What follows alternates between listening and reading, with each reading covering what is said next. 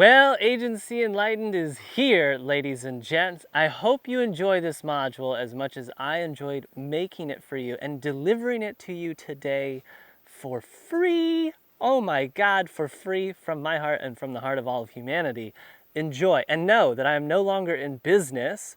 I've sold pretty much all my equity in Better AMS. I'm now an inactive partner who holds a minor stake, and that is official, signed on the dot. Wow, 7 or 8 years of running and that thing and starting it, and I am out, ladies and gents. It feels fantastic, and I pray that all of you who are going on this journey are served well by the content in Agency Enlightened, and that it helps you reach a point where you have financial freedom and that you can live in the middle of the jungle and hold this tripod thingy with a straw hat and talk about whatever you want to talk about, okay? So enjoy this module, and know also that there's a link in the description for accessing the resources and the action items that you need to, complete whatever the module is. It's all there, it's all free. And know that if you want to support the nonprofit that I'm starting called Satori, you can go in the link in the description and you'll be able to opt in to be notified when the Satori podcast goes live, which is going to be probably in a matter of 2 or 3 months or something like this. Real quick, before the module begins, you can just fast forward and skip this intro because it's going to be on the every single module intro if you don't want to know this. But Satori is a nonprofit dedicated or devoted to helping mankind realize the self by sharing God's word. So that's what I want to do, and that seems to be where all my energy is going these days. If that sounds interesting to you, you can go and check it out and drop your little email in the landing page thing, okay? Thank Jesus, Krishna, Buddha, Mary, and Mother Teresa, and all the great sages and avatars that walked on this earth. May it be so that all of what is spoken out of Satori is heard and understood by all of mankind, and that it is felt as the gift that it is from my heart, okay? Mwah! I love you all very much. All right, ladies and gents, welcome to the Fundamentals training module. My name is Taylor Bentrud, and here is what we're going to cover. The Blue Ocean Strategy, Service Market Fit, IAP and ICP business partners, and finally, last but not least, my favorite, bottleneck thinking. Now, Blue Ocean Strategy. Blue Oceans, I like to also consider great niches. They're kind of the same thing. It's a very niche segment of the market that has very few service providers and it's easy to compete in. Whereas Red Oceans, which is kind of like poor niches, is a very broad market that's kind of saturated with lots of service providers and it's very hard to compete in. Niches, Blue Oceans, same thing. That's kind of just a different way to call it a niche, and that's how we'll define this. Supply and demand. A good ocean simply has extremely high demand for a service and a very low supply of providers. It's pretty simple. It's pretty straightforward. And niches evolve. This is what not a lot of people understand, but Great Blue Oceans, these niches, they become red and they become, very saturated, difficult to compete in markets over time. We're going to give you some examples of that shortly. But full service, being a full service agency immediately puts you against giants in a red ocean. Red ocean is basically, you can think of it as a bloodbath because it's so hard to compete in because there's these giant sharks and no one can really beat them. I mean, that segment of the ocean is just bloody because no one can really live except the sharks that have grown to be massive in that niche or that ocean. And specialists, the only way to really be in a blue ocean is to become a specialist with like laser focus on one core service that's offered into one narrow segment of the market, and your services can broaden as you scale. Now, I know this is just a high-level general overview, but let's just go over kind of what the most common mistake is. Too often, agencies will position themselves to look and sound just like the biggest agencies in the space. So if you imagine this giant red shark to be like a massive 500 plus person agency, even like, 200-300 plus person agencies, these are big agencies. And they're sharks. They're big, and they've gotten big over 5, 10, 15, 20 plus years. And so a lot of agencies, one of the biggest mistakes they make is that they model themselves to look like the sharks, and they, look like that little goldfish with a shark hat strapped on them. And this strategy is terrible because now you appear on the surface level to be a direct competitor of the giant sharks, and you won't stand a chance since the actual sharks in this space have huge credibility, better systems, better processes, better case studies. And a real example of this is very simple. It's just a lot of agencies that do full service. And it's a classic example of full service. It's like a full service digital marketing agency that does anything you can imagine marketing, and they do anything you can imagine for any company that is a business, basically. And it's just nearly impossible for you to be unique and to resonate with a specific segment of the market because you're so broad and you're so spread thin, basically. So this happens because most agency owners, I would assume, lack context on how the greatest companies became the greatest. Now, if you look at Amazon, Apple, PayPal, Microsoft, Google, these are all really, really big companies and some of the biggest in the world, and they have started out in blue oceans, in niches. And so Apple started out in personal computers, 1976. That was a huge niche. Nobody was using personal computers at that time. It was kind of like this, like a blue ocean. There was very few suppliers of personal computers, if any, at that time. I don't really know. And there was also not a huge demand. So that was a very difficult kind of market to enter because they had to prove why it was beneficial for people, etc. But they started out with just these personal computers, and then they evolved into all these different products, and they became the behemoth that they are today. Amazon had the same thing. In 1994, they started with books, and that was a very legendary niche. In 1994, there was pretty much no companies online selling books, and Jeff had this vision that this was a blue ocean, and then that this is something people would really like. And great, he entered that. That was a blue ocean. Today, that's not a blue ocean. I mean, you can buy books everywhere online, right? But in 1994, it was. So a good example, like I said earlier, is being a digital marketing agency. And I'm just using this as an example because we run a marketing agency. In itself, this was a blue ocean 10 to 15 years ago, and it allowed so many people to just be like full service and get great results. However, being a digital marketing agency for any business or anyone is just, it's become a red ocean. And so 2005 and 2012, if you were a full service online marketing agency, that was a great blue ocean niche. There was very few online marketing agencies at that time because the internet was just getting started. Whereas nowadays, if you tried to launch a super niche marketing agency, like on the right-hand side here, the best dental marketing agency in 2005, 2012, I mean, it probably would have done fine, but it wouldn't really have made sense because that was so micro in 2005, 2012. The internet itself was a blue ocean, so you could have been that vague. And nowadays, a full-service marketing agency like online is just it's not a blue ocean, it's a red ocean because there's so many agencies in this space, marketing agencies, and there's so many that have niched down into micro segments of the market, like the best dental marketing agency to build your practice. This is just some random agency I found online. And that makes it really difficult for these full service, startup agencies to compete, because if the full service agency tries to go and win over some dental clients or dentistries, and then the dental marketing agency tries to win over some dentistries as clients, who do you think is going to win? I mean, obviously it's going to be the one on the right-hand side because they're going to resonate so much deeper with these dentistries than some full-service person. So what we consider a generalist today as an online marketing agency was actually a specialist 10, 20 years ago, and now today has become a generalist due to a shift in the ocean going from blue to red. So that's just an example of how niches evolve over time.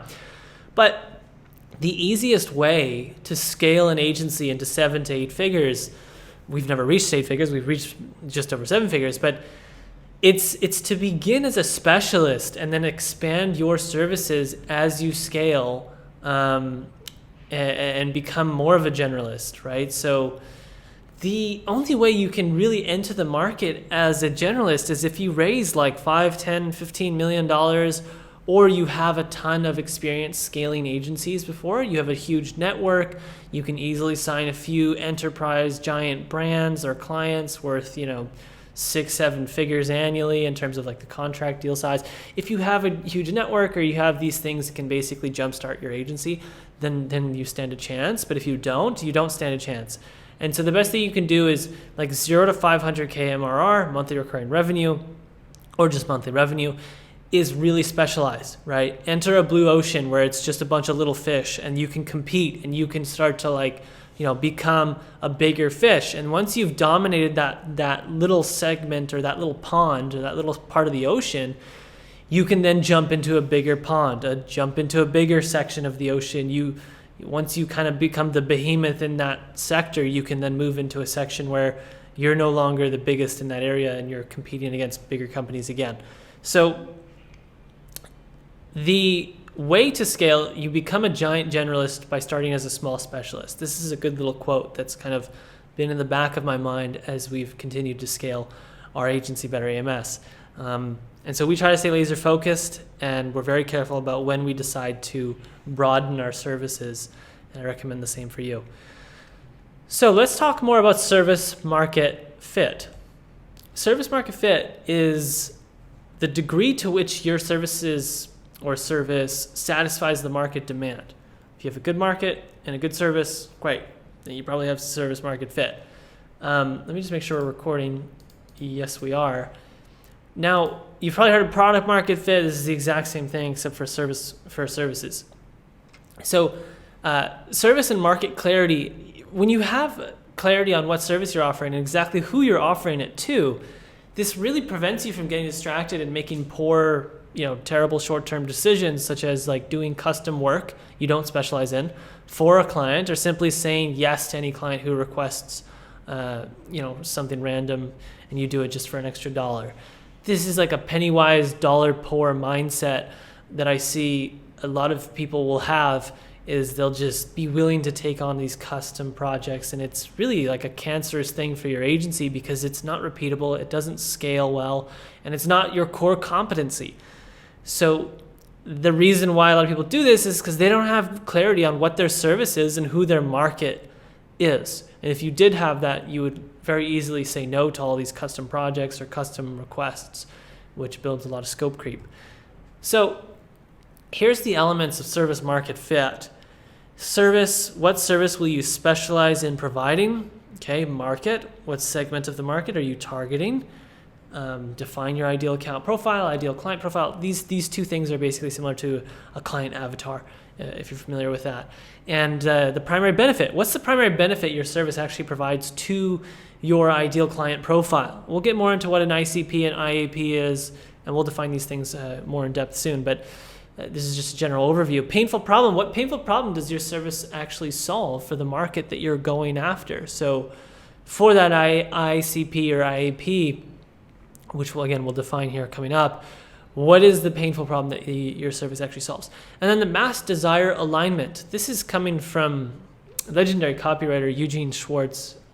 He wrote an amazing book called Breakthrough Advertising. And you want to make sure that the primary benefit of your service aligns with the mass desire of your market. So we'll get into an example of this, but essentially all markets have a general mass desire. So our market is Amazon advertising, and we'll get into what the mass desire is there. But marketing strategy, what will be your marketing strategy for getting your ICPs interested in your service? So here's an example. This is Better AMS, okay? Service, we specialize in Amazon advertising management. That's it. That's that one thing that we do. It's laser focused. Market, we specialize in helping sellers on Amazon doing between 1 to 15 million per year with teams of 1 to 50 people. So that's the segment of the market that we're going after. We're not going after Fortune 500 companies. We're not going after huge billion-dollar brands. We have some clients that are billion-dollar brands, but we know that this is really like that ripe segment of the market that makes up the majority of our revenue right now. It's the primary market that we're pursuing and trying to dominate, right? We're in a little pond right now, and like we're trying to dominate this market. And etc. So primary benefit, increasing your advertising sales. That's really the benefit that our service provides. It helps you scale your brand.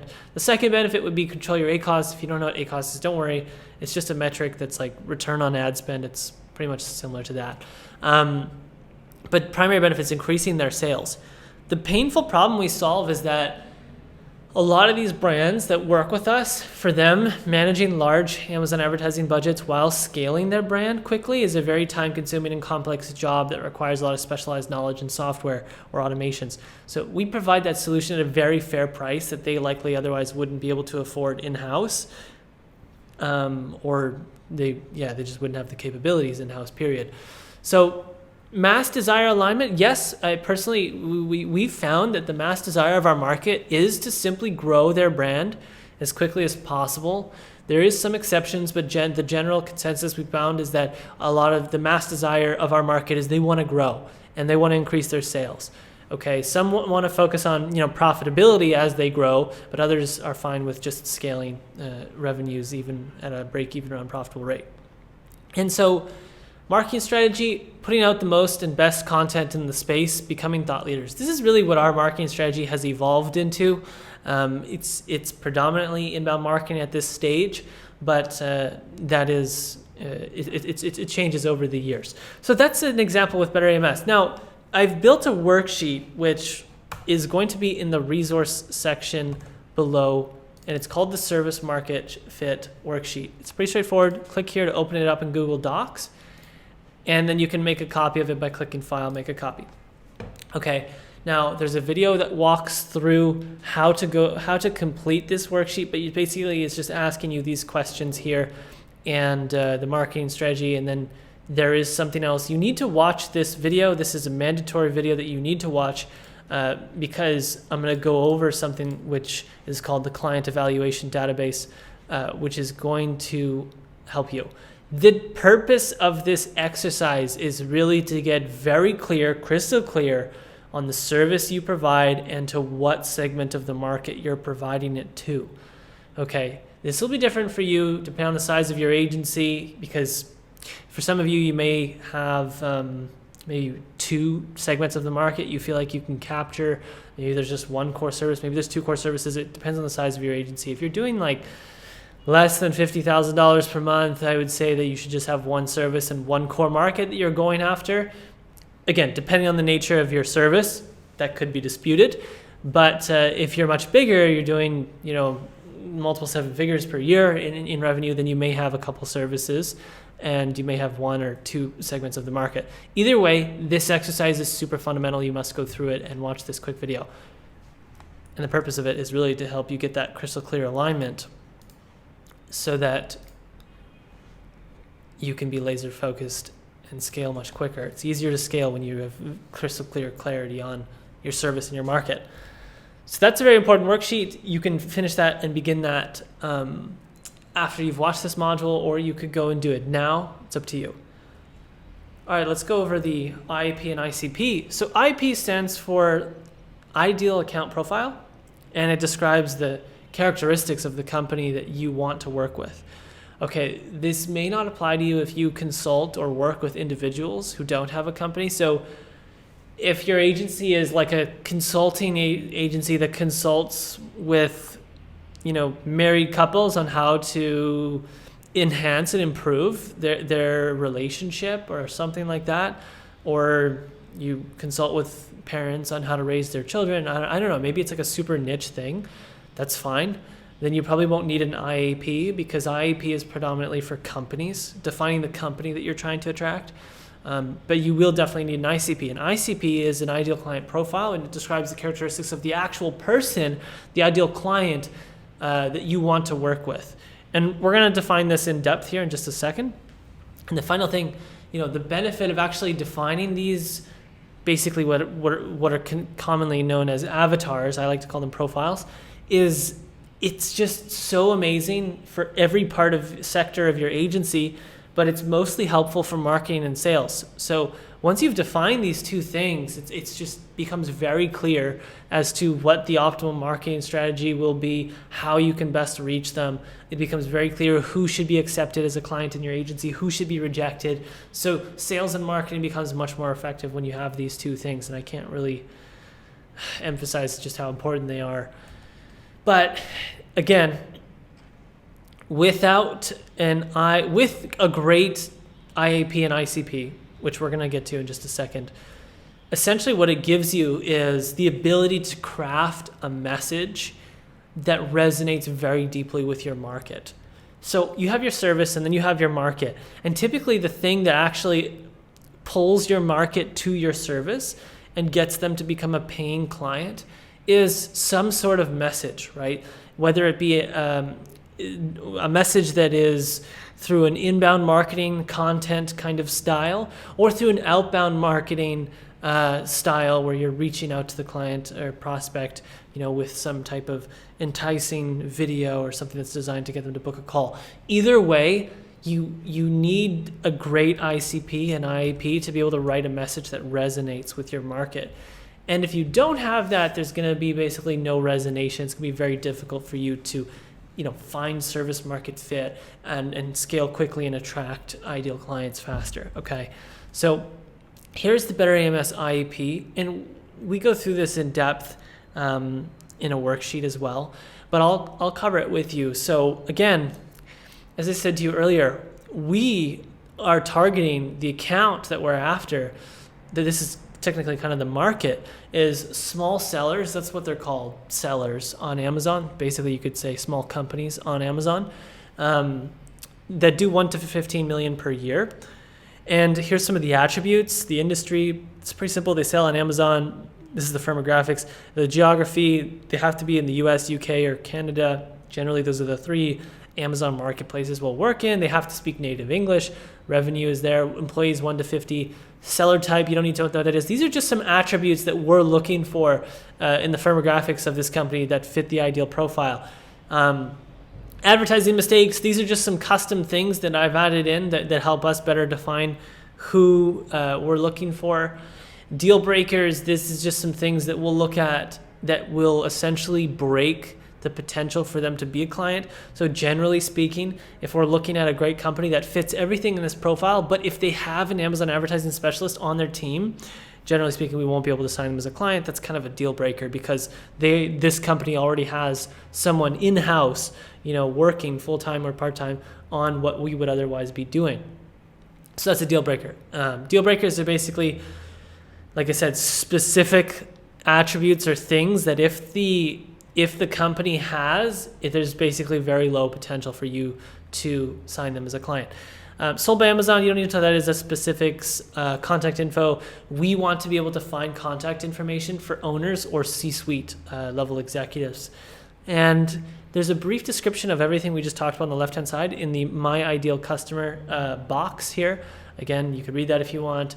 The point is this is just how we've defined ours. Then we have a list of lookalike customers. So these are actual brands that we would like to sign. Okay, these are essentially brands that look like the companies that we're working with right now that we would like to sign as clients, and this just helps give further clarity on exactly what kinds of brands we're looking for. And these brands all kind of fit the profile that we're looking at here. Data sources for research. This is basically how do we find these companies? These are the tools that we'll essentially use for finding these companies. Pretty straightforward. Now, that's the IAP, and so now we're moving into the ICP, and you can see we actually have a name here and a face. Don't worry, that's not our actual client's face. That's like a UI-generated face, which is copyright legal. I mean, there's a website that allows you to take random faces.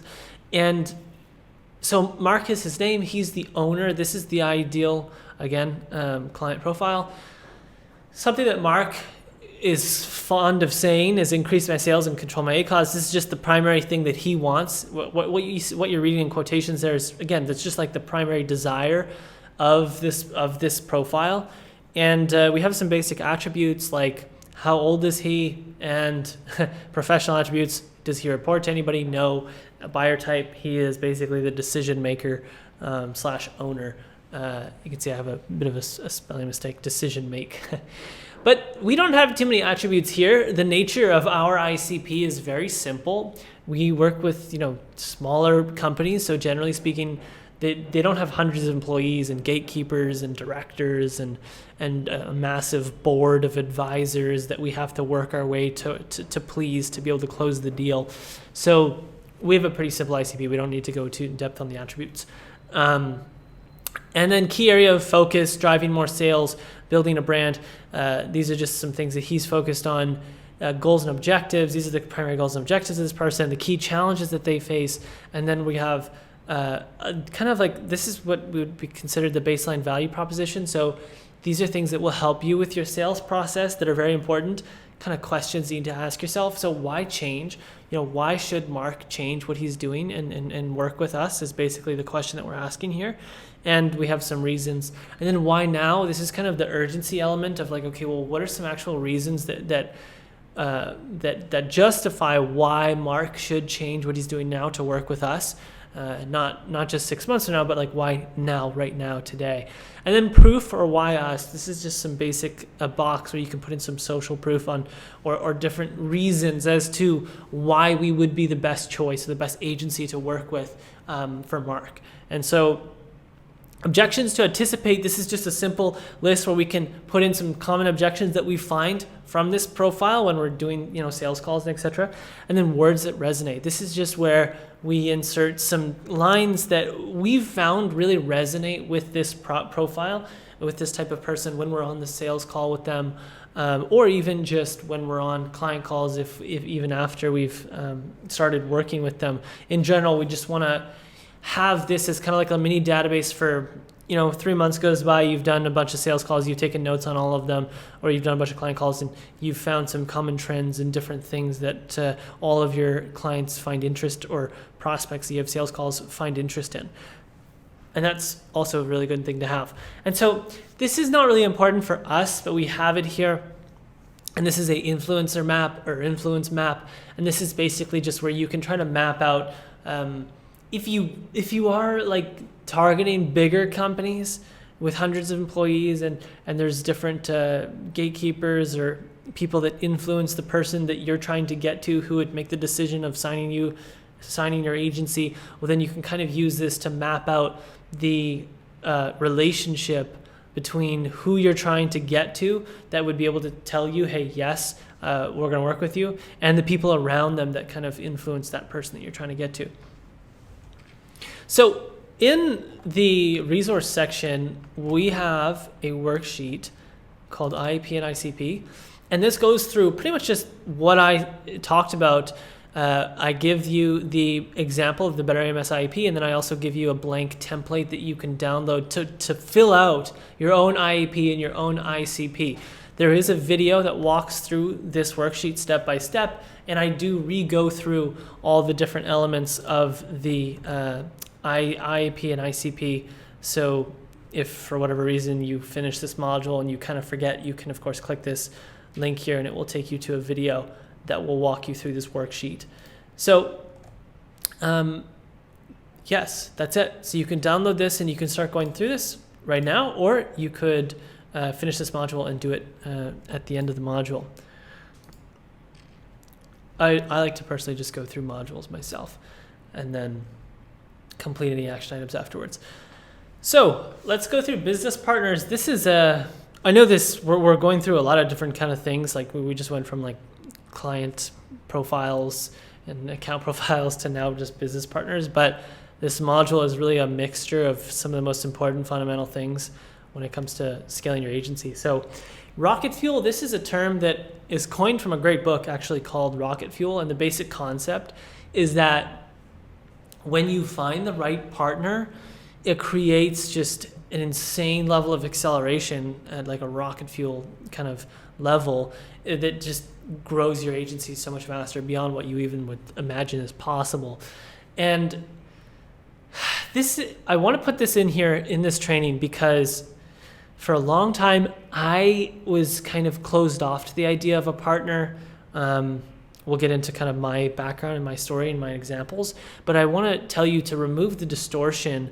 If you don't have a business partner or have had one and believe you don't need one right now, or you have no interest in having one because you had a bad experience in the past, you really need to try to remove this bias from your brain like right now and be open to the idea of finding a business partner. Because when you do find the right one, it is truly a legendary variable to have that will help you scale your agency exponentially faster, and it makes it a lot more fun.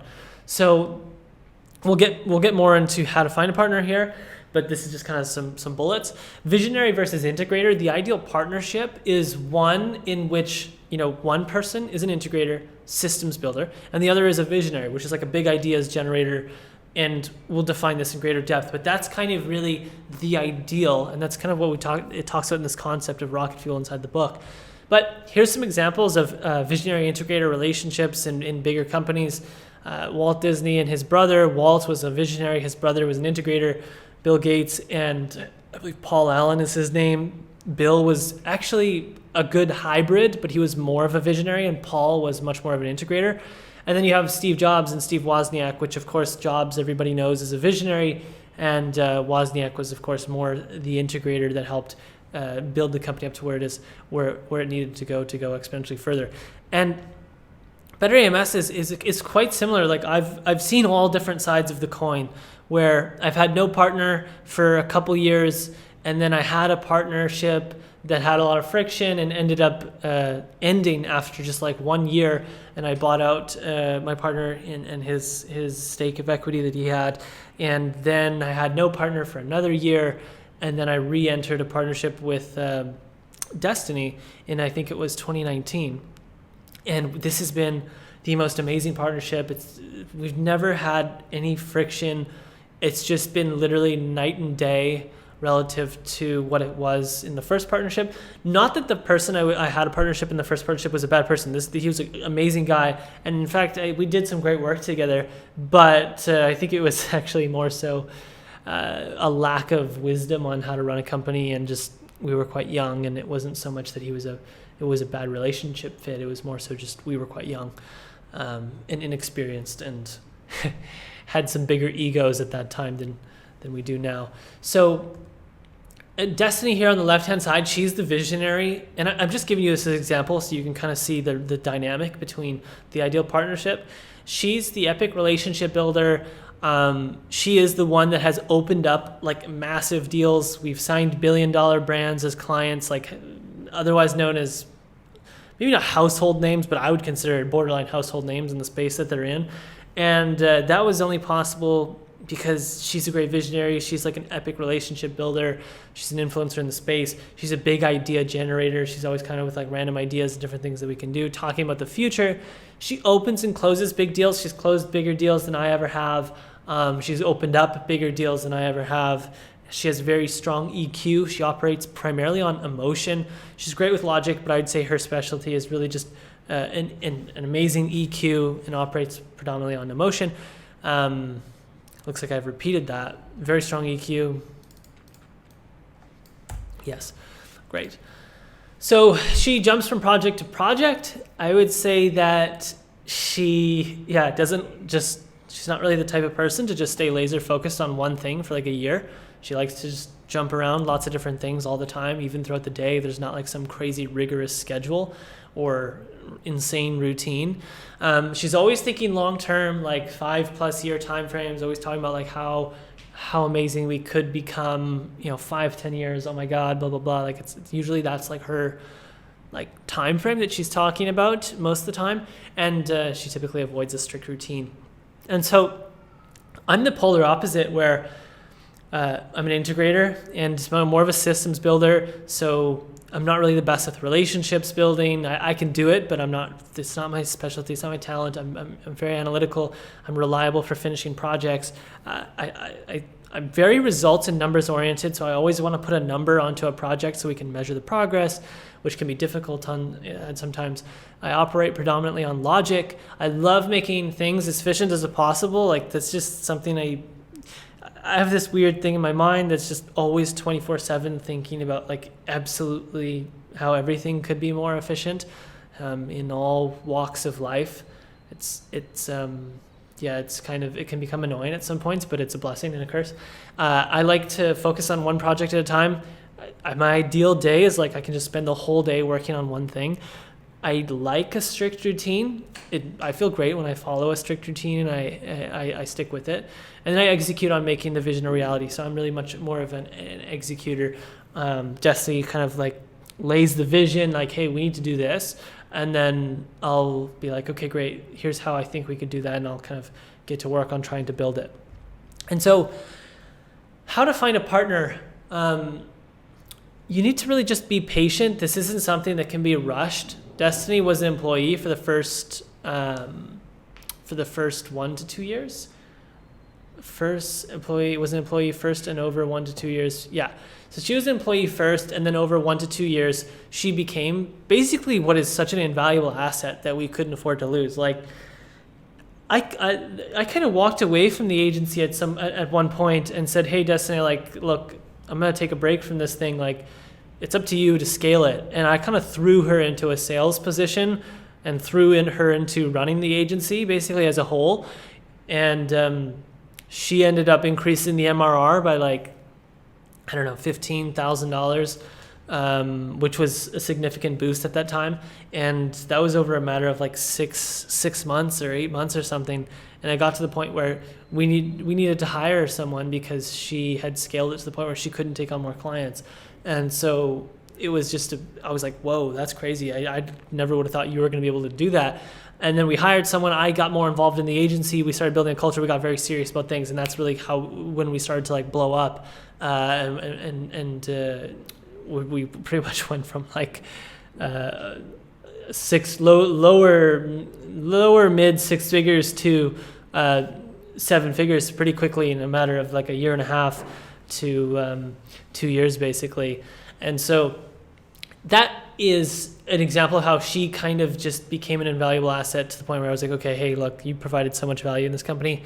Let's talk about equity. I would love to, work with you long term and be partners. And there's no way I could have ever afforded what her salary would have been if it was to be like a fair salary for the amount of value she was providing.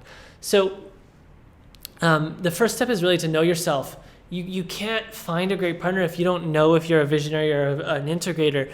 So you really need to first know yourself. And then once you know yourself, you can hire the inverse of you and hire the opposite of you. I got very lucky. Okay, I can't sit here and tell you that like I plotted this out and Destiny was like this perfect hire that I strategically made because I was looking for a partner. Like, no, I was not that smart. I was very lucky. Only after the fact did I realize that there's actually strategies to this and that you can proactively work towards getting something like this if you don't have it.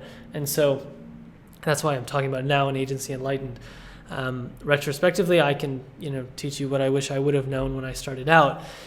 A very important point is that marriage, that's what this is like when you give equity to someone. I mean, your company is basically a baby, especially if you're doing 6 or 7 figures. It's just so small. Even if you're doing like $2, $3, $4, $5 million a year, in my opinion, it's so small that it is a baby. And so don't rush into marriage. It's normally never a great decision. Treat entering a business partnership the same. All right. Sharing equity. I'm not an expert on this. I don't want to sit here and tell you that I have some crazy strategies for this. You can come on a coaching call if you'd like to discuss this on how I did that with Destiny, but it was not rocket science, and I don't have any specific strategy or formula for how to do this. It's something that we can talk about on a call if you'd like. So again, even if you already have a partner, this is going to be really valuable for you. There's a worksheet coming up here that we're going to get to, but there's you, and then there's your ideal partner. And so if you don't really know if you're a visionary or you're an integrator and you don't really know yourself extremely well, I thought I knew myself really well for years, and until I took some like assessments and tests and got a lot of feedback from different team members, only then after like 4 years did I really begin to really know myself. But if you don't know yourself and then you won't know who your ideal partner is. So it starts by knowing who you are first. And the way to really jumpstart this process of getting to know yourself is to take some different assessments. These aren't personality tests. They're more so, the crystal assessment is maybe a little bit of personality, but the other two are not. And these are 3 assessments that I've found that have been really valuable for helping me understand myself and my strengths and my weaknesses. so that I can better understand who's my perfect match as a partner. And so these are my different results from each of these tests, and I'm going to actually share these with you in a worksheet coming up, and where you can take these tests as well. So let's get into this worksheet, the Finding a Partner worksheet, which will be in the resource section below this video, and you can open it up in Google Docs.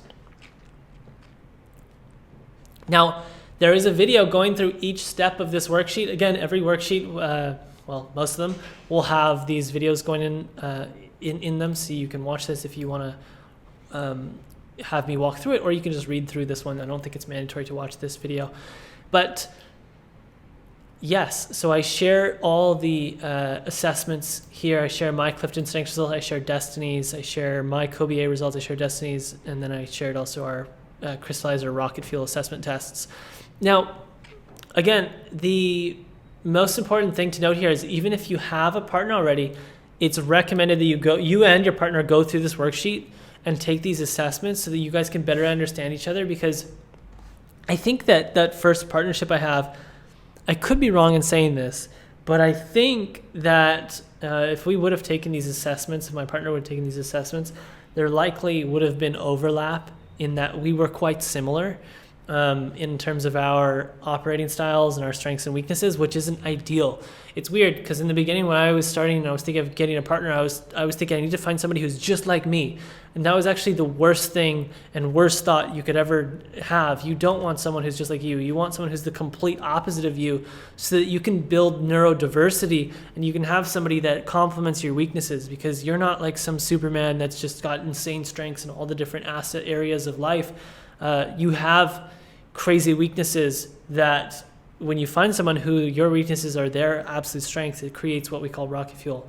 And it has an insane effect on your agency. So download that worksheet, go through it. Highly recommended. Even it's not even about really, even if you're not even looking for a partner and you don't even want to take my advice and you're thinking I'll never have a partner, which would be a terrible idea and belief to have, but at least knowing yourself better, taking these assessments is very, very important in my opinion. So that will be an action item coming up at the end of this module. But maintaining a great partnership, I can't say I'm an expert at this, but I've learned a couple things in the last couple years or a few years of working with Destiny. Maintaining alignment, this is the first very important variable. If you and your partner are aligned on the long-term vision for the company and the role then that each of you plays for making that vision a reality, this will be one of the biggest variables in keeping a great relationship. So, excuse me, sorry, just take a drink of water. I can't really describe this in more detail, but you just need to really talk with your partner a lot and make sure you guys have time to step away from the business, to step away from the weeds, and get aligned on the vision for the company and the culture and the mission, etc. All these things that you probably have already gone through in the prior modules where we talked about culture and whatnot. But that is a very important variable, because if there's lack of alignment here, it's gonna there's gonna be basically no foundation. So maintaining alignment on the vision for the baby that you guys are literally trying to raise together is, in my opinion, one of the most important things.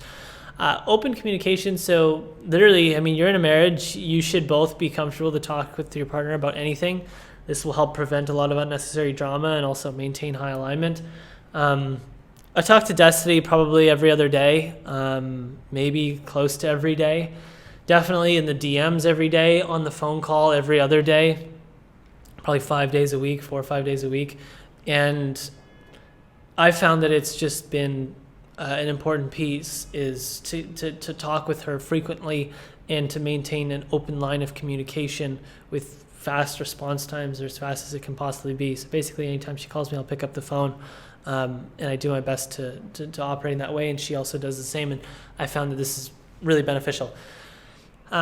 You also, just the big point on that is that you guys should also be able to talk about anything. So, you know, if I was going through relationship issues with my girlfriend Nicole, I would always communicate it with Destiny. There was a point where I really thought that the relationship was going to basically end, and we were going to transition to just being friends, and so I was communicating that with Destiny. I was saying, hey, look, like, this might happen, and I don't think it's going to affect my productivity, but it might, and so I just want to keep an open line and make sure you're aware of it, etc. So I try to keep her in the loop about pretty much everything, especially the more personal sides of my life. I don't do that with everybody. I do it with her, with big things, not every little thing that goes on. I don't waste her time with that, but big things that might affect my productivity at work, I will definitely be open about them. And that's great because it allows for a level of trust and a level of open communication that then your partner is happy to reciprocate with, and it builds greater camaraderie and greater connection. And I just think it's an essential element. So flow, an epic partnership, in my opinion, will flow the majority of the time. It'll feel like you kind of have a best friend, but in a more serious way. Like me and Destiny don't ever really hang out and not talk about business. Whenever we are hanging out in person, we are always pretty much talking about business 24/7. And that just seems to be like the common interest that creates a really high flow between us. And so in the previous partnership I had, there was a lot of moments of friction. Granted, the environment and everything was very different, and my level of consciousness and bigger ego, younger, more naive, etc. There's a lot of different aspects to it, but it didn't flow all the time, and it definitely wasn't like it is now with my partnership with Destiny. And so I can say that we've never really had a huge argument in 2 years. There's never been a time where I was mad, or I've never once had a thought that I don't want to do business with her as a partner. In fact, the way we kind of think about each other is that we would, no matter what venture we'd start in the future, we would want to do it together because we seem to work so well together. So that's kind of just like, what is the level of flow in the partnership that you have is kind of an element to look at. And then debates, not arguments. So heated debates where you go head to head with like completely opposing opinions are normal. It happens probably every time we hop on the call. Destiny will say something and I'll say the complete opposite. And then it'll get into this like debate. And usually there will be a resolution of some kind. But it doesn't turn out into like low conscious emotional arguments. Like it's never like that ever. It's always debates. And it's very strong, intense debates, but good and high conscious. Okay. Now, if you just take these points and you flip them inside out, and you look at like what is the inverse of these things: low alignment, closed communication, not the best flow, and arguments. That's really what a terrible relationship or partnership will look like. And I've also experienced that, not at the worst form, but yes, it's not very pleasant. So just good to be aware of that. Now, bottleneck thinking. And actually, yes, okay, so we already showed you the worksheet. Take a sip of water before we get into this. So, very excited. A system. What is a system? A system is a network of interdependent components which work together to achieve the goal of the system. Okay, when I first read that, I was really confused. It took me I literally had to Google some different words within this, and this was years ago, but interdependent simply means what you're reading on the screen, of two or more people or things that are dependent on each other.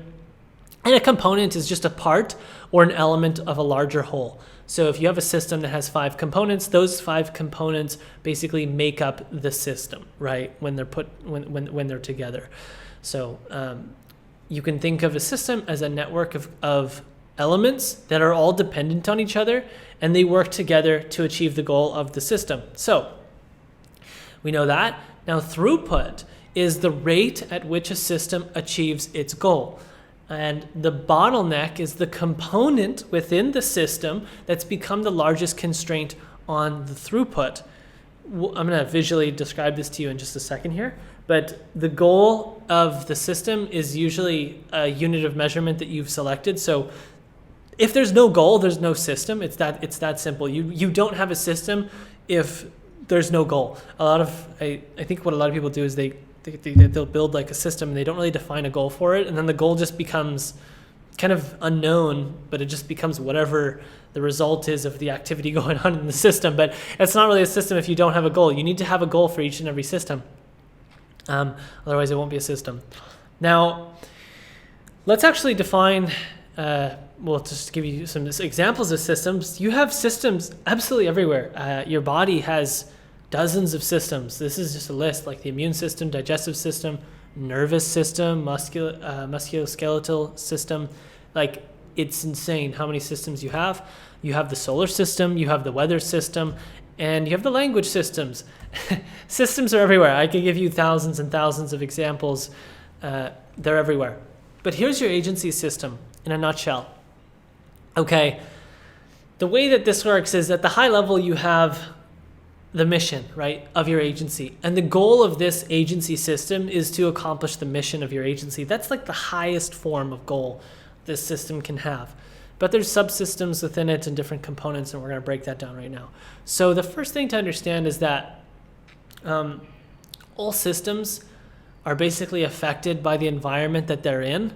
So you live on Earth, you live in the United States, you're subject to follow the government, the certain laws that they've put in order. There's natural disasters. There was recently a pandemic that happened, the whole COVID-19 thing, and that put a lot of agencies out of business. That was an example of a natural kind of disaster that it was an environmental thing that just heavily affected millions and millions of individuals and their businesses. Then you have market desires. This is kind of like the blue ocean, red ocean stuff. Like what's the overall market's desires? And so that's the environment. And the environment is a core element of every system that most people overlook and that they don't really think about when they're thinking about optimizing their agencies. I moved our agency to Panama, and I left Canada because Panama has no taxes. And so that was an environmental shift where I changed countries, and then the laws changed, and now our agency profits a lot more and we can grow faster because of it. There are certain things in the environment that you can control, but there's a lot of things that most of it you can't control. Like you can't control the fact that COVID-19 happened. You can't control the fact that you live on Earth, and you can't do intergalactic trade with other species if you believe that there's other species, et cetera. So you're limited by your environment. Great. So that's the environment. That's just one core element to understand. Then you have the foundation. So the foundation is really like your service, your your market that you're going after. And when you think about like your service in your market, that is really like a very important piece of your system because it determines the size of the market, right? Like the amount of demand. If you're trying to help like 70-plus-year-old men find the love of their life, like the market that you're in is so small, or let's just say 90-plus-year-old men, like it really messes with your ability to scale because there's very few 90-year-old dudes out there that are looking for the love of their life, that are willing to pay you whatever it might be that your agency would charge for a service like that. What I'm getting at here is that's a super narrow segment of the market, and it limits you because the size of your market limits the size of and speed of your scale. So the foundation, you can look at that as kind of like the inflow of water that runs through this pipe. And the way I like to look at every system is kind of like it's a pipe, there's a faucet at the end. A faucet is just this thing that the water comes out of, this thing right here. And the first element of this system is the inflow of water, and that is pretty much just the market that you're in, the service that you're providing, and the environment that you're in as well, right? If you're in Serbia, like Belgrade, Serbia, Serbia is not the biggest country, and if you're trying to help, Serbian businesses, well, your pipeline is going to be highly constrained by the country that you're trying to serve, or the types of businesses you're trying to go after within that country. So hopefully this makes sense, right? The United States is a much bigger country and has much more financial opportunity for businesses than Serbia. And so, yes, if you choose the United States, well, then your foundation is going to have a much larger, inflow of water trying to go through this pipe. Now you have different sectors within your systems, and you can look at this as basic pipeline, and within this pipeline there's different gates. And so you have marketing, you have sales, operations, HR, and finance. These are the major sectors of your agency. And so what you see here is this little black thing. This represents basically like what you could consider the throughput of marketing. So let's say that your marketing absolutely sucks and you can't attract more than like one ideal lead per month. Like you just can't figure out how to get more than one ideal lead per month. Well, what happens is that the throughput of your agency is this is the bottleneck, right? Like there's very little water that can get through this pipeline because there's a massive bottleneck right here. And no matter how much water and pressure there is and potential there is for water to come through this pipeline, the only amount that will come out is the amount that is able to come through right here in this stage. So this is kind of a bottleneck example here, and the throughput of marketing sucks. But if you were to improve marketing tremendously and you were able to attract, like, let's just say 40 leads a month, your sales is good. So sales is going to be able to support 40 leads a month. Operations is good. It's going to be able to support 40 leads a month. HR is good. Finance is good. And now all of a sudden you'll be able to make a ridiculous amount of money because, everything else in your system was fantastic. The only issue was marketing. Now, that's typically not the case. Most people have, bottlenecks everywhere. But this is how I like to view systems. It's kind of a very simplified view of how systems work. There's much more complex versions. But I like to look at the different sectors of our agency and then look at which one is constraining the growth of the agency the most.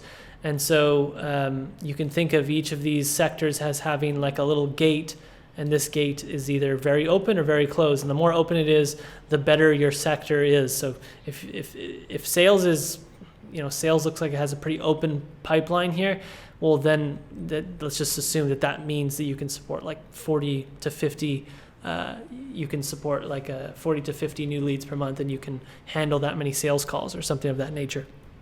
Okay, now here's kind of the sectors defined better. So the agency goal is, of course, the high level. It's to accomplish the mission.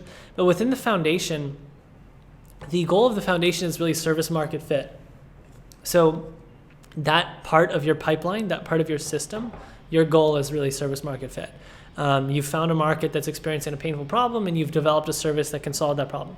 You cannot really create markets. You can only tap into the existing mass desire of the market. It's very difficult to create markets, and I don't recommend you try to do it. Your only way to control this variable is to really change your market or service offering. So when it comes to optimizing the foundation of your agency and trying to get service market fit, really you can only change the service or change the market that you're going after. It's one of those two variables. So marketing, the goal here, the primary objective, and this could be different for you depending on the nature of your agency, but in general, I would say for any agency that's trying to sign more clients, marketing, the goal is to get more discovery calls. A discovery call is basically just that initial phone call you have with a prospect who wants to talk about your services. So it's the first phone call you've had with a new prospect who could potentially be an ideal client. And so basically in marketing, the goal here is that you've developed a marketing strategy that resonates with your market and brings you a consistent inflow of high quality leads. That's kind of your objective with marketing. Sales is simple, more clients signed. Okay, you've developed a sales process that allows you to convert these high quality leads into paying clients at a high conversion rate. Ideally, if you can convert 50% of these discovery calls into paying clients, well, you have a very good sales process and your throughput will be really good. Operations, your goal here is really productized service. So you've developed systems that deliver consistent results for your clients. You have a high client retention rate and great profit margins. There's a few different kind of elements within operations, of course, but it's a very important piece of the business. Productizing your service is the goal. HR is scale without you. So the goal in HR is really that your business is able to grow without you. And the way you can do that is you've developed recruiting and management and training systems for attracting and retaining top talent. You've built a legendary culture. You're not needed working in the agency. You're not needed working in the business, which means servicing clients. You can primarily just work on the business. Okay, I think we may not have talked about in the business versus on the business, but in the business is basically when you're doing deliverables and service work. On the business is when you're trying to like improve systems, build new services, entirely new projects, trying to sign more clients or work on growing it essentially. So finance, the goal here is just healthy margins and runway, and really you've the primary goal here is that you've developed systems for keeping a pulse on the health of your agency, allowing you to maintain healthy margins, healthy account receivable days.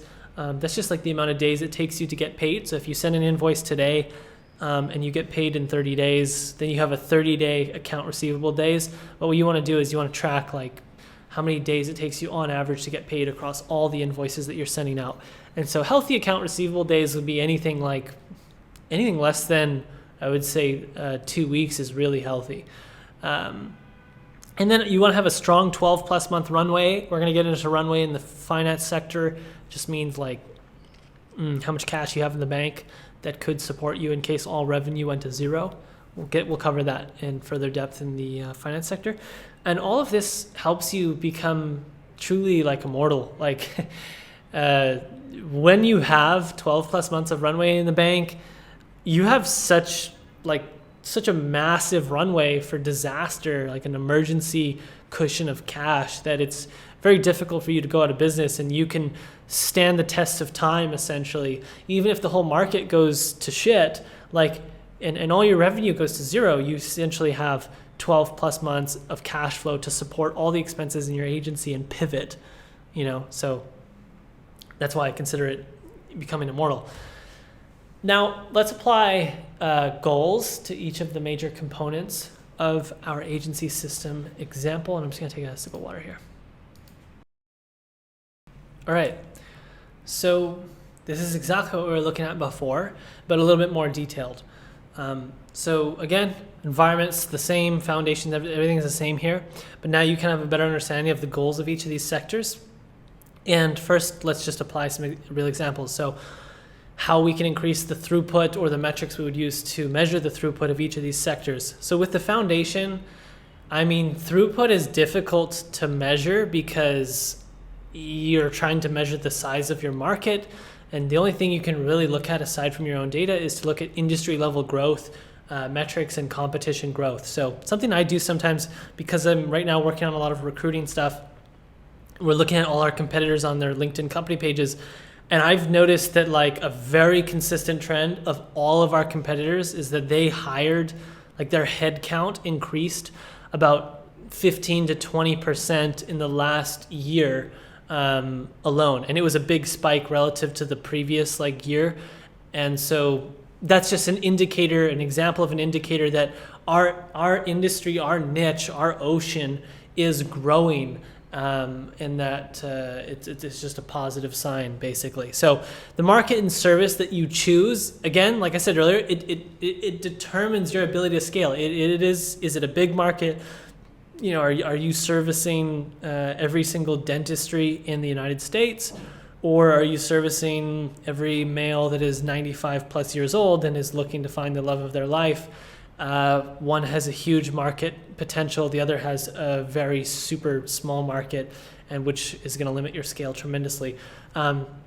Is it a red ocean? Is it a blue ocean? Is it a micro market? Does your service solve a painful problem? These are questions that you can answer that can give you a better idea of if you're in a good market and you're offering a good service that can help you, that can actually scale fairly quickly.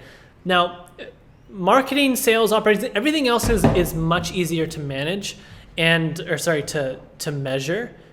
Pardon me, just dropped my mouse. And marketing is pretty simple. Throughput, how many qualified leads per month are you getting? So in this example, let's say that this system is getting 10 qualified leads per month. And that's actually, let's just say that that's really low. Sales throughput is 2 clients signed per month. Throughput of operations is a 95% retention rate of clients, so 35% profit margins, and 0% time spent working ITB. So this is for you specifically if you're the founder or the owner. If your operations is really dialed in, you have a decent team, well then you could measure the amount of time you spend working in the business opposed to on the business as a decent indicator of the success of your operations.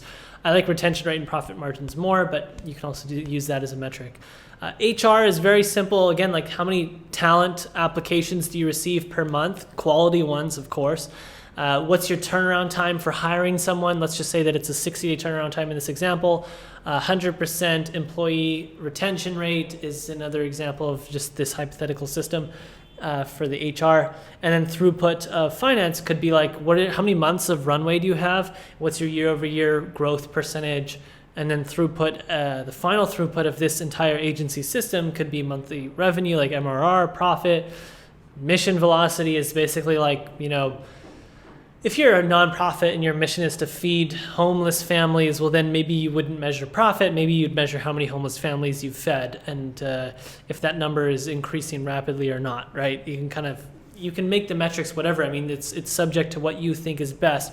This is an example that I've built, which kind of replicates somewhat how I look at our own agency internally. So it's subject to flaws, of course, because your agency may be different and you may measure things different, but that's okay. The point of this is just that you're seeing, you're thinking with systems, and you're starting to see your agency as a system, and you can see the different parts of the pipeline, and you can be able to kind of visualize your agency like this. And it becomes very important because then you can easily zoom out, think of your agency like this. Where's the bottleneck? I think it's marketing. Dive into marketing, increase the throughput of your marketing, which is basically increasing the amount of leads you receive per month, and then zoom out again, figure out where the bottleneck is, zoom in. It's just a really legendary skill. So it's important that defining the goal of your system and major components in your system is the first step to identifying where the bottleneck is.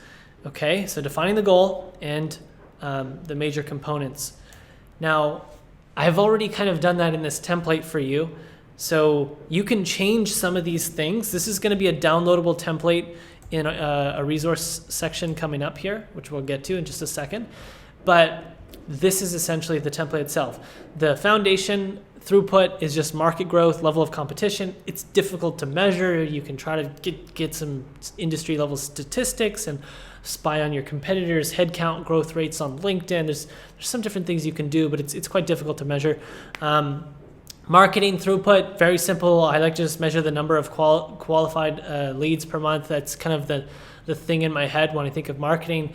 Sales throughput, how many clients do we sign per month? What's our close rate on qualified leads? Operations, client retention rate, average profit margin percentage of time spent working, ITB versus OTB. You could also substitute the percentage of time spent ITB versus OTB to be an HR quality, since the goal of HR is really to remove yourself from the system. It's probably better to actually put it in there in the HR throughput. But those two are quite similar because people use the systems that you build in operations and etc. HR throughput, number of ideal applicants, turnaround time per role, so just how many days it takes you to hire someone in each role that you're looking to hire, employee retention rate. These are all the things we talked about in the previous example, except it's laid out with like the actual metrics that we'd be measuring. So the first step, define the goal of your system, major components. The goal of this system, I define it to be just profit for simplicity's sake. Maybe your goal isn't profit. Maybe it is something else. Maybe it's simply year over year, revenue growth. Maybe you're fine with running your agency at break even. I personally am not at this stage, but you might be. Maybe you're optimizing for something else. Families fed. I don't know. Like your agency might be different. You can redefine the throughput measurement for the output of this system. Okay. And then at the end, at the top, everybody has this. Everybody has accomplished the mission. This is standard. You just can't really change this because the high level, reason for what you're doing and what you're actually trying to accomplish is at the highest level. It's the mission. There's really nothing above that. And the mission helps you accomplish the vision. So that's why we don't have accomplished the vision, because the way to accomplish the vision is to actually just accomplish the mission. Right? The mission is the how on how we're going to get to the vision. So that template will be available for download in just a second. Here's some important points, okay? Bottleneck thinking, you don't want to go on a measuring frenzy, okay? Don't go and spend a month obsessing over building like some crazy automated system that can measure all the KPIs within each sector and display it to you on a dashboard. This is like really cool.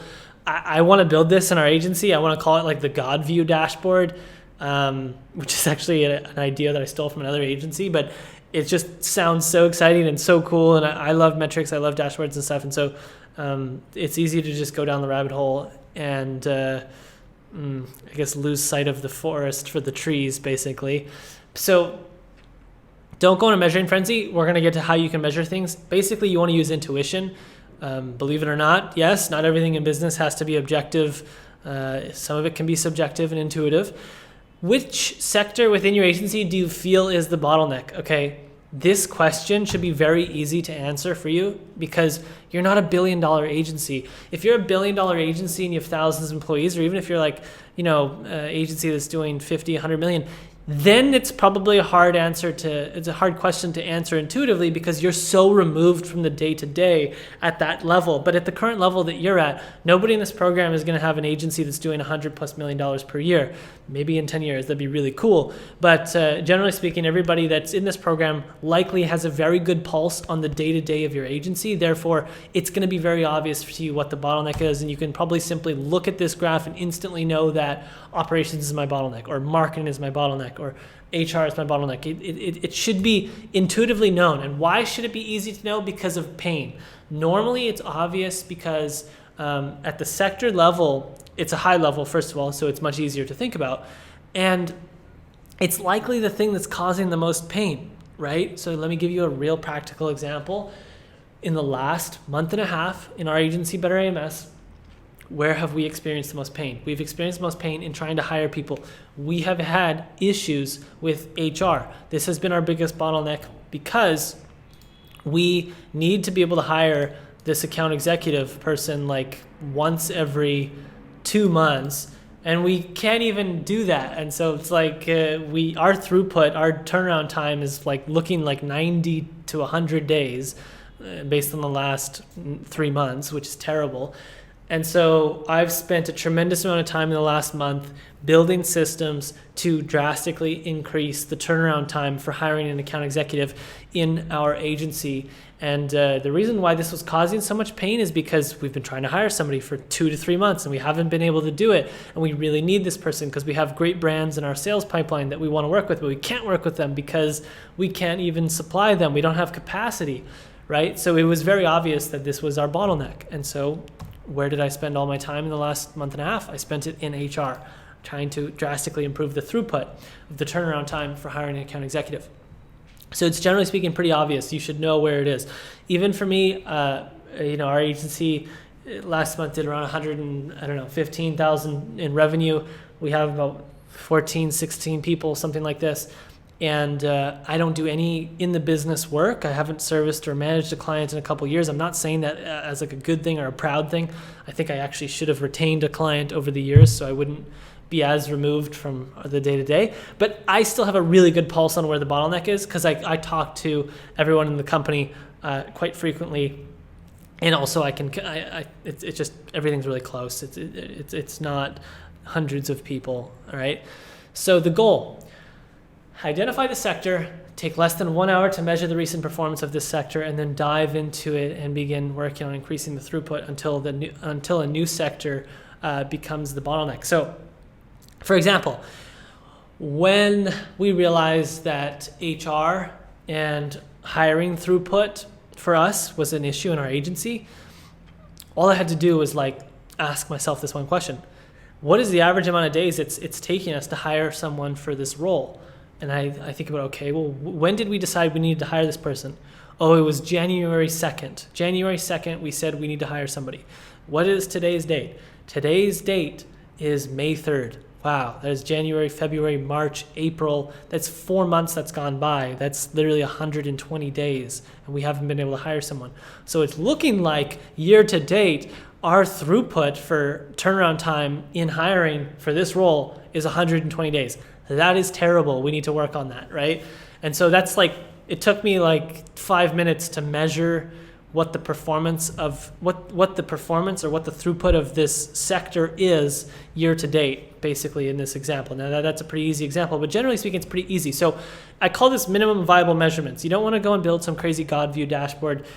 That's for the future, and that's really exciting. But you can simply do what I just said is a good example. But if you identify marketing is your bottleneck, or let's just say it's our bottleneck, then I will define number of qualified discovery calls per month to be the metric or KPI that I want to increase the throughput of, right? Great. Then I'll do a simple minimum viable measurement. I'll build up a Google Sheet. I'll look at how many qualified leads we've gotten in the last 6 months. Let's say that it's July right now. It's not. I just kind of built this sheet. Well, it might be when you watch this video, but great. I put in how many qualified leads we've gotten every single month for the last 6 months. That's a decent data set. I don't want to just do the last 30 days because that's not a big enough data set. You want to measure a data set that you feel is reached a point of statistical relevance. And so then I'm going to pull the average by quarter, and I'm going to see what the quarterly trend is, because for Q3, I'm going to make it my goal to, try to double the average amount of qualified discovery calls that we receive. I want to get it to above 20 for Q3, basically, right? And I can kind of see the quarterly trend, which is a very simple spark line. So this took me like 5-10 minutes to build, and you don't need to go further than this. You don't need to build. You don't need to buy some like crazy sales CRM software like Pipedrive. If you have that stuff, great, you can utilize it. But generally speaking, you can also just open up a Google Sheet and do this until this no longer works. But this will last quite some time. So that was a lot, but this worksheet will summarize everything that I just talked about and recap everything that you actually need to do. Here's the doc. You can open up in Google Docs. And again, there's a video walking you through what to do in this worksheet and how to accomplish it. And there's, of course, these two printouts, which I think are going to be just legendary. Like, in my opinion, just having this is the most revolutionary thing in my agency. Like, the ability to see the agency in this way as a simple system has been so crucial to my ability to just be confident in what we're doing and knowing that it's the right thing to be able to get us to the next level. Yes. So